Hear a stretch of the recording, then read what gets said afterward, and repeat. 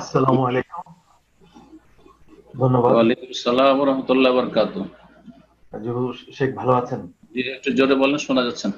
হ্যাঁ জি শেখ ভালো আছেন? শোনা যাচ্ছে কথা? আলহামদুলিল্লাহ।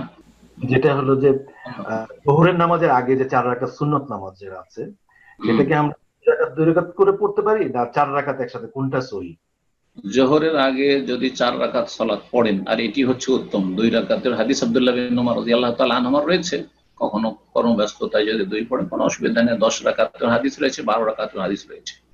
এটাও জেনে রাখতে হবে, কারণ আমাদের সমাজের লোকেরা কিন্তু 4 ছাড়া 2 জানেই না। কেউ যদি 2 পড়ে তো আবার আপত্তিকর মনে করে। হ্যাঁ, তো 2 পড়া যথেষ্ট, কিন্তু উত্তম হচ্ছে 4 পড়া জোহরের আগে, সুন্নাতের রাতেবা।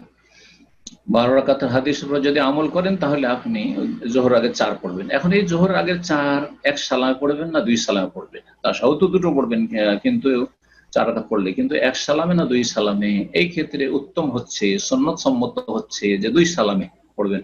কারণ হাদিস রয়েছে সলাতুল লাইল ওয়ান নাহারি মাসনা মাসনা, রাত এবং দিনের সলাতগুলি হচ্ছে মাসনা মাসনা, 2 2 করে। এটি হচ্ছে উত্তম, এটি হচ্ছে শ্রেয়। 2 2 করে পড়বেন, সালাম ফিরবেন, 2 2 করে সালাম ফিরবেন। আর একটি হাদিস শুধু আমাদের সামনে থেকে যায়, আর এক হাদিস রয়েছে যে 4 রাকাত সালাত জোহরের আগে, যার মাঝে কোনো তসলিম নেই। হ্যাঁ, লা ইয়াফসিলু বাইনাহুন্না তাসলিমুন আও কামা ক্বালা সাল্লাল্লাহু আলাইহি ওয়াসাল্লাম, তার মাঝখানে কোন রকমের সালাম নেই, এইভাবে যে হাদিসটি রয়েছে সেই হাদিসটি জয়ীফ।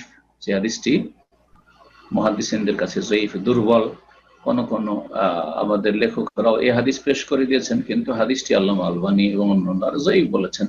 সুতরাং ওই হাদিস আমল করতে আমরা নিষেধ করব। তবে কেউ যদি পড়ে নেয় 4 এক সালামে, তো ইনশাআল্লাহ জায়েজ হয়ে যাবে, না জায়েজ বলবো না। তবে আবার বলছি, উত্তম হচ্ছে 2 2 করে সালাম ফিরা। জি।